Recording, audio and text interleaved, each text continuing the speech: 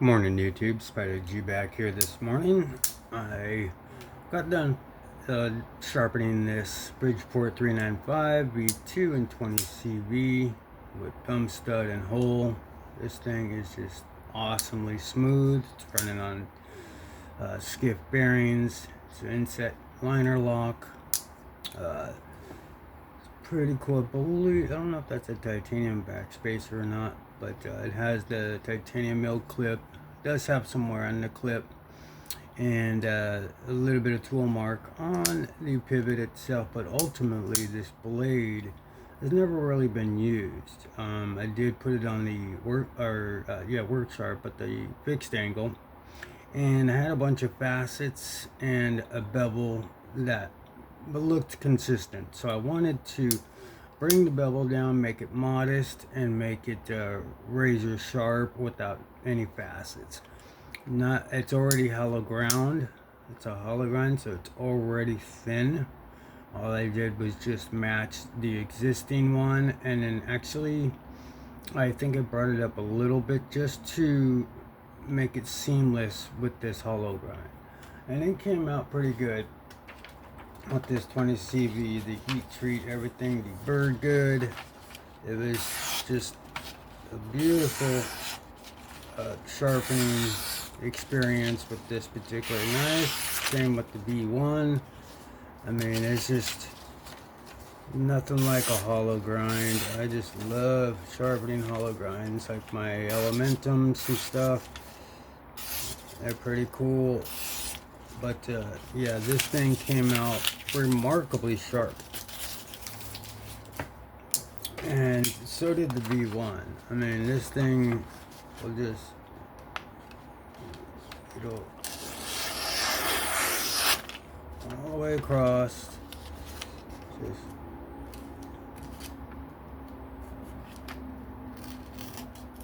get it from the back all the way down to the tip.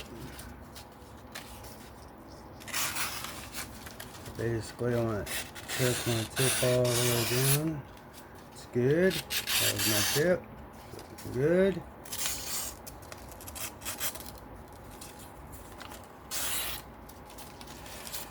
Pretty good.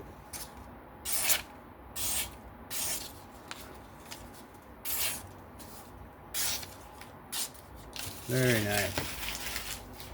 And where did my shot?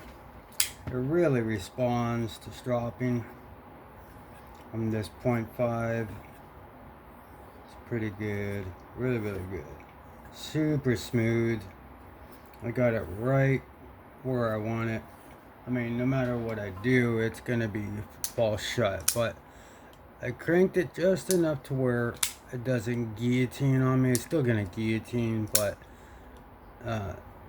it's not as much. I mean, it is smoother than that, but I like a one shake shut, but it's hard to do that with both of these knives.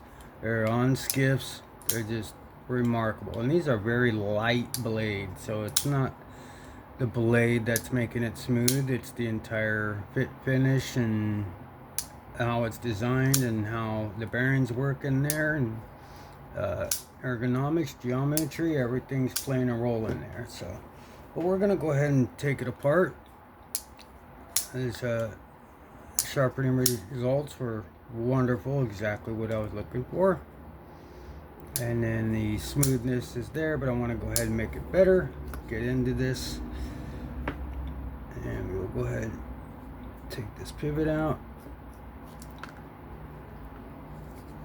It's just like the V1, but I think that's a T10 pivot.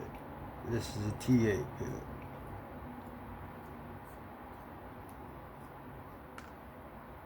I was thinking about swapping out the pocket clip, but I'll probably use this one more, just because of the steel.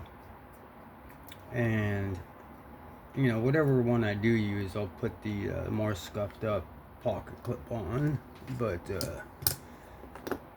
for right now, this will do. Yeah, so it's 20 CV. Doesn't look too bad. Didn't really take a lot of steel off. So, okay, so let's get down to it. Spray this down. I'll go ahead. Hit the blade first, the tang, get everything off, get any shavings out of there, clean my lock face. Everything's good. Get out of there, put that out of there, out of play. And then I'm gonna go ahead, wipe this all the way down. I like when they put in inside here sort of a number or something identifying that it's like real. Not that they've ever cloned these, but it's pretty cool to have. LL2, so this is liner lock version 2, 395, 20 CV, I'm thinking. Nah. But it's wonderful. Skips just keep, they are wonderful in this knife. I mean, even without them, they're pretty good. But when you put these, there's certain knives, like my Ashers, or you put skips in it, and it just sort of brings the knife all together. Just makes it solid, both sides. You know, dead nuts center, just makes it feel much more solid, or just that much more, yeah, complete. But the other bearings are good too, but it's nothing like having phosphorus bronze caged ceramic bearings. It's pretty cool. Alright, so pretty much good there. We'll go ahead and get the KPL out. Just lube the bearings.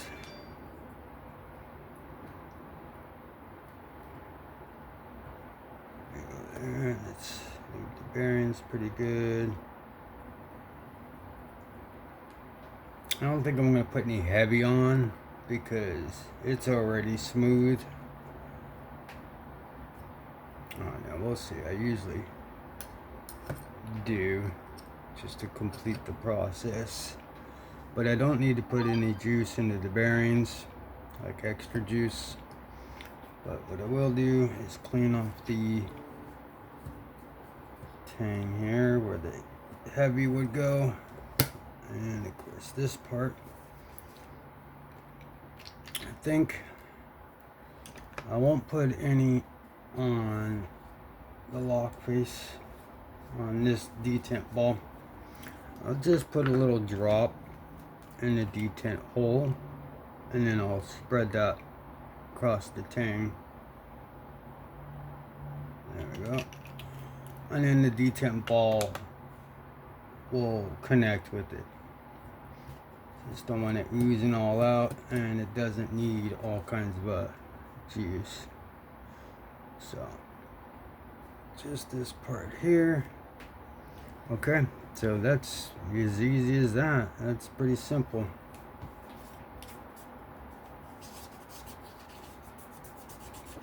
What I like to do is clean everything good. We'll go ahead, put this liner on first. Make sure everything sits.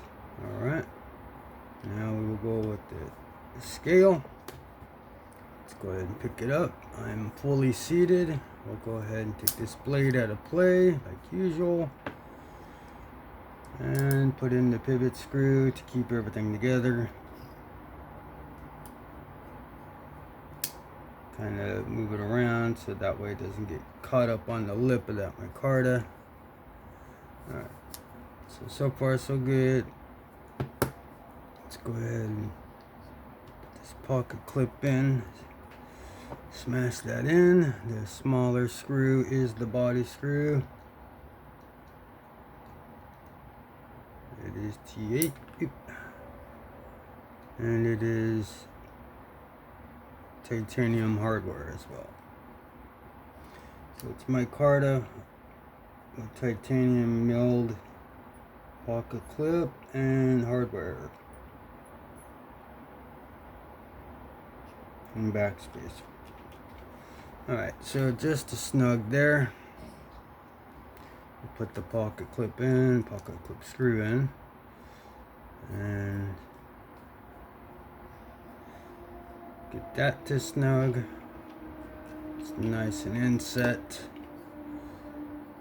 The only thing is it's a little tough getting this pocket clip in my work pants, that is. Any other pants, they're fine. But the thicker the pants, the harder these kind of have to get in there. But if it's going straight down, or if you're in Dickies or work pants where your pockets are sideways instead of jeans that are straight down, they'll fit perfect. But if you're to the side, you're gonna have a lot hanging out. But a knife is so dope, I don't care either way. But what I'm gonna do now, spray the whole thing down, and I'm going to clean the entire knife from anything, clean off everything, especially that lock face when I'm done. Here. Alright.